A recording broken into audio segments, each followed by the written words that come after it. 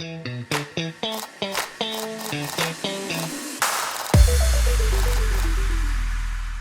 everyone, welcome back to Spotlight by BuzzInContent. I am Nivedita and today we have with us Rahman Khan, also known as Sir Supreme. He is a VoxPop content creator with nearly 6 million followers. So let's more about him in his own words. Hi guys, I'm Rahman, also known as Supreme. She already gave a introduction, wonderful introduction. So yeah, so I've been making content from last 2.5 years, mostly reels and shorts, both on YouTube and Instagram. Vox Pop, a lot of different challenges, giveaway type of videos. Yes, so the journey has been really good. Okay, so right off the bat, I just want to ask, can you describe a bit more about your content creator journey? How does it feel? And do you remember the reel or the content that you posted that went so viral that you saw a surge in followers and you gained the prominence that you gained today? Yes, I do remember, but thankfully it happened to me uh, very fast, to be very honest. Like when it was like probably my fifth reel or something that I posted, which got really viral. So uh, basically, at first I was recording long form videos, a lot of long form videos, and they were not getting much traction. But then I shifted to shorts and reels, which was like the trend. And thankfully, I researched a lot on what works and not. So it was very quick for me. I was good with research. The fifth reel just got boom viral, and yeah, from there it started. Yeah, I remember. That's so cute. And I just want to know, is there a particular reason you took the niche of being a Vox Pop creator? Were you always a Vox Pop creator and did you pick it for a reason? See, it's always fun to interact with people, like new people. You get to learn certain things and you get to know more things. And also it's something which I really like, talking to new people, getting to know them, vibing that way. So it's really fun for me. So I enjoy doing it. And you can make them do a lot of things, especially when you're doing, you know, when you're giving away money and all that. But yeah, so it's fun. I mean, it's fun. I mean, either ways, it's fun to do it by yourself or to do it with them. But all this while, I've been doing that, and it's very fun for me. So yeah, yeah. So when you started off, was Vox Pop as a portal for content creation, was it relatively new? And how did you feel? I mean, there were some people who were doing it. I mean, it was not that new. It was not as much as how it is today. Today, there are a lot of people. Um, but at that point of time, I think there are around like 15 people, 15 odd people. Now, I think there are around like, 150 people. So that's the difference. So it's gone like 10x. Yeah. So, yeah, there were not many people, I would say, but there were people. So, yeah, who were doing like before me also, like 6 months before me and all that. So, yeah, I didn't start pretty early, to be very honest. I mean, yeah, but it was fine. Managed it. That's That's nice. So could you like walk us through your ideation process? Like how do you pick up the location? How do you pick people? How do you pick questions to ask them? And generally in interacting with people, not a lot of people are going to be on camera to talk. So how do you navigate that? Okay, so first ideation process, right? So I always I have this habit of writing it down, right? I don't like to type it on my computer and all that. So uh, you know, I might take inspiration from someone else who's doing good or something like that. Then I try to make it way better. Like what can I do extra and all that. Or sometimes I come up with I'll mix a lot of different ideas, different concepts. Then I'll try to come up with something new. Because as a content creator, you need to post videos very regularly, right? So you need to have a lot of ideas and a lot of videos to generate. So you can't sit and think for each and every video, like from the start to end. So you need some kind of inspiration or reference in order to like make a really good video. So I take some reference, I try to make it way better than how it is normally. So that's how it is. And if I want to do some special video script, I try to think it in the angle of the person who's going to watch it, like the viewer, right? How is he going to enjoy it? Is it going to take his time? Is it going to scroll it down? Right? So all of that things I consider, and I read my script accordingly. Like, so, okay, if this is how it is, I visualize that video. If I'm watching it as a viewer, would I like it? Would I stay in the video? Or would I just like, do Hmm. that? So I take that into consideration. That's very important part of my process. Yeah. Yeah. So Also, how do that's you number pick? one, ideation. Yeah. Yeah, So okay. So I have to talk about how I go and approach people, right? location, yeah, and things. Yeah. Okay, so location is usually, see, I used to do in Bangalore a lot, right? Usually used to do in Church Street because there's like a lot of crowd over there, right? Now Mhm. I've shifted. I was branded as the Church Street guy and all that, so I wanted to like, yeah, so I just like, I shifted from there. And like it shifted because like I want to give everyone equal chance, right? To like be part of my video and all that. So I do in different parts right now. And like picking up people is not like I don't know, it's very naturally easy for me. I mean, it's like I can like just go and pick out a stranger, just go make a conversation with them. I don't have a problem at all. But yes, I do get rejections, but like I don't know. If I get rejections also, I'm completely okay with it. I mean, it's Hmm. just fine. It's just part of the process. You can't really have a success at every go, right? So it's Yeah. completely fine. So it's fun, So you right? Yeah. so you do like a pre-talking before the video starts. So Sometimes I do that. Sometimes I'm just like, hey, come be in my video. That's all. That's all. So, yeah, I'm sometimes it's like I'm making a video. I don't tell them. Usually I don't tell them what I'm gonna do. Because if Hmm. I tell them, it's gonna kill the excitement and they're not gonna be excited in the video. And there have been a lot of times where I just like give them 5,000, 10,000. They're like just shocked, like what's happening, like that. So that also happens. But yeah, and people think like it's fake also. So yeah, yeah. So it backfires that sometimes. Yeah. And talking about the point where people think it's fake, a lot of people even think the responses when they're so good or juicy or they have that viral element, people often think it's like scripted or something. So I just wanted to ask, is there an editing process or something that your videos go through where you're like, this response, if it's in the first few seconds of the reel, people are going to watch it, or this response needs to go out of the video? Is there a process, editing process that you follow? See, editing, I try to keep it natural, to be very honest, because like people should get that authenticity from the video. Or else, I mean, like, see, if 100 people are going to watch a video, for example, just for simplicity, 50 people might think it's fake. It's fine. It's completely fine, 50%. But other 50%, they should not think it's fake, at least, Mm. because those ones would like properly analyze you and observe you. Other 50% might just like tell you, yeah, it's fake, it's fake, it's fake. Because they can't believe it, right? So it's fine. That's completely fine. But you have to at least be just to the other 50% who are like properly observant. They are observing your video. They know the reaction. They can get the authenticity.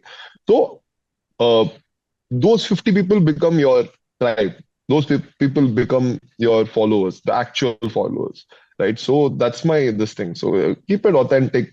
And in editing, obviously, in editing, you have to take same thing. When you're editing, the process is very simple. Just look at it in the put yourself in the shoes of the viewer. That's it, and then like edit it accordingly. First, I used to edit. Then I've trained my editors right now, and they, you know, over the time, it works like that. So now they work and they do the editing. I've trained them accordingly. Yeah. Got it. Talking about being just to your audience, I just wanted to ask a bit more if you could spotlight something about brand collaborations and how they work. How do you pick the brand that resonates with your creativity? And sometimes brands want their paid the viewership to be in a certain way. They like, ask your content to be in a certain way. So has it ever happened where you had to compromise with it, or like what are the some things that you follow when you sign up for a brand collaboration? Okay, so see, I usually, for me, there are certain values and principles which I follow when it comes to brands or whatever it is. I will not, first of all, it is like no matter how much the money is, I will never promote something which can be harmful for my viewers, no matter what, be it in terms of finance, be it in terms of health, be it whatever in terms. So I first take that into consideration. It should not be harmful to the person, right? Sometimes, to be very honest, it's extremely difficult for not just, I'm not just talking to about myself, but for a lot of content creators, right?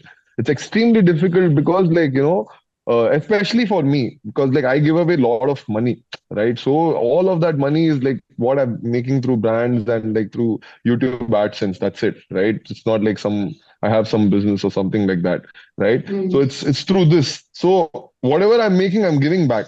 And when brands are asking you and you have to make more videos where you're doing more giveaways, it becomes and at the same time brands are like, no, you have to do this only, you have to do that only. Sometimes it happens like that. It's very difficult, to manage both of them at the same time. You're right in the middle.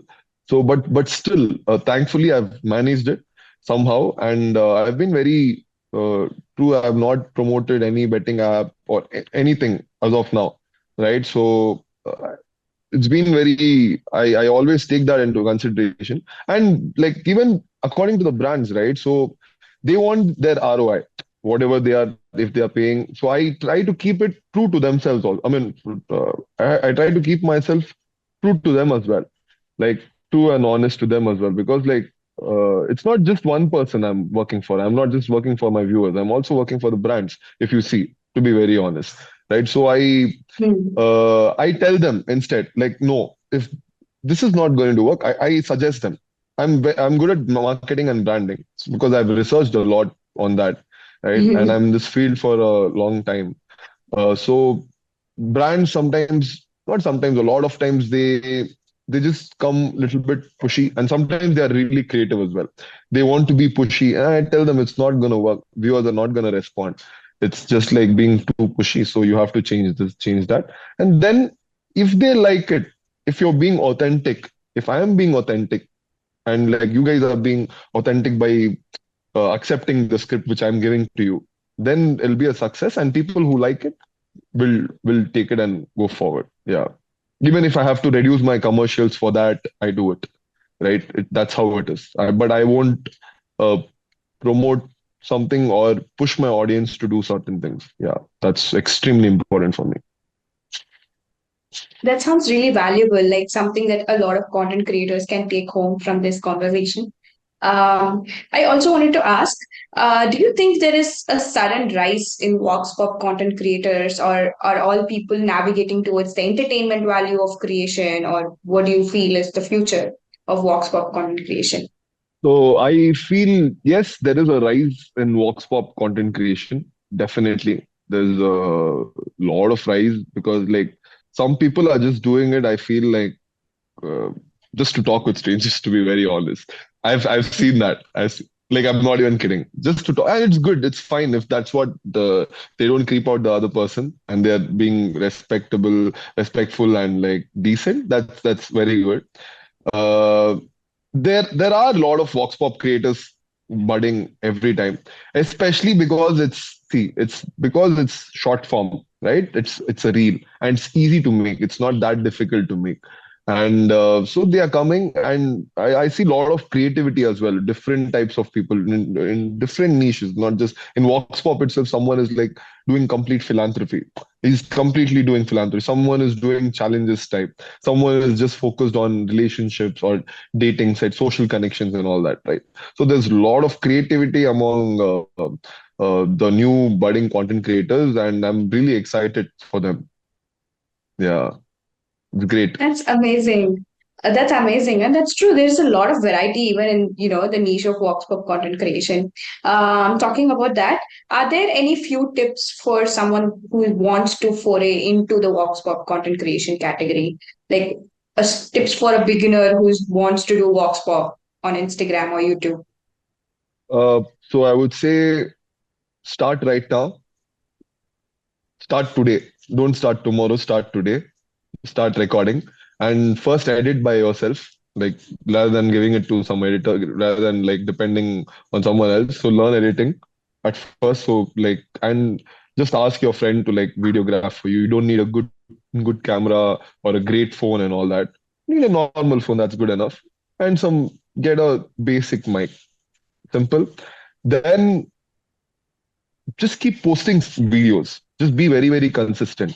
And later on, as you like go about your journey after putting like 50 videos or 100 videos, going for 100 days. First make it a habit of like posting daily, like make it a habit for 100 days, just go straight. Then try to improve the quality, make it way better. Like each video should count, right? So first make it a discipline, like you're going to post the video every single day, and then improve the quality step by step. Try to make it better and better every single time that you're posting video, better and better. And like don't complicate it too much, don't overcomplicate it. Let's see, since I've found my thing, like where I completely always think about how the viewers, would the viewers like it, would the viewers like find it valuable in any way. That's my ideology, right? So I've found my way. So similarly, when they are consistent and they're doing it for a long time, they will find their own thing. They don't have to take mine. So just be consistent with it. Extremely. That's the most important thing, right? So yeah. And based on research and all that, there are uh, you give yeah, this is also very important. You give yourself some time to research what's going on in the market, how it is going on, and come up with some concept, but don't take too much time for it. Just take maximum 1 day, that's it. And you start. That's it. Also, you talked about research. So, I just wanted to ask, you did do your research. So, in current times, what do you think are one or two things that are the pegs of virality on social media? Mm, okay, so keeping it cut to cut, not wasting the viewer's time, and that, and then a really good editing, and like focus on like giving value, right? The more value the person gets, the more viral. Even if it doesn't go viral, see, virality is fine. When it comes to virality is okay. I mean, but it's more about, is that video which is going even like 300K views, is it providing value to people? Because like if it goes to 300K, it gets 300K views and people get a lot of value. It's the same thing. In that 300K people, at least 200K people or 150K people will become your loyal followers. They will start following for you. If some post goes like 3 million or even 30 million views and it just got viral and there's no actual value there, even like 30 people won't be your loyal followers. You'll just be one more person, right? Especially in Reel. So that's the thing. Like, don't focus much on virality. I would suggest, like, based on my research, I'm saying, based on my research, don't focus on virality. Focus on giving value first, because you don't need to be viral. I made that mistake, big mistake. I'm being very honest. I'm confessing it. I used to focus a lot on virality. How to go viral? How to go viral? I know how to go viral. It's I've researched on it, but I've come to know at the end of it, be like those people, like be like Think School, be like Raj Shamani, be like Beer Biceps, who are giving value to people with their Mhm. podcast, with the information. Be like them. You don't need to grow very, very fast, or you don't need to have millions of views or like whatever. Like Mr. Beast is doing is his thing is completely different. Like people compare it to Mr. Beast. Okay, he's viral. I need to go get 100 million views. It's good to think like that, but you know, aim for giving value. That's the number one thing, which is most important in content creation, not the virality. So I would like not even answer that question. It's better to like Got it. focus on Got yeah, it. value. Yeah, you're all about the value and the content value. I Mm. got it. Speaking of this, I'm just going to conclude the call with this one last question. You have been doing research, so you probably did come across that the Supreme Court has passed the need for a self-declaration mandate for advertisers. So where they need to, self-declare the advertisements that they have posted so far. And I just wanted to ask, do you think that would have any implications on influencer marketing? Yeah, I mean, see, whatever the government does or the Supreme Court does, right? We have to respect it. They definitely do it for the sake of us, us, right? Of our nation. So we have to respect it and just follow it. And yes, it will have some implications. It might have some implications, but it's good. It's going to be regulated, right? People are not going to be. There are a lot of good content creators and good brands who are promoting authentically. Uh, Completely I mean in a honest way, but I've seen a lot of like scam apps and like scam pages being promoted, stock market thing and all that. So it's kind of very dangerous. So it's definitely like it's a positive thing that they have done. The Supreme Court has done this. It's a wonderful thing. So yes, it might get affected. Certain even for the people who are doing it honestly, for them also it might get affected. But I feel it's completely fine. As in, like, at least the other people are not getting scammed, right?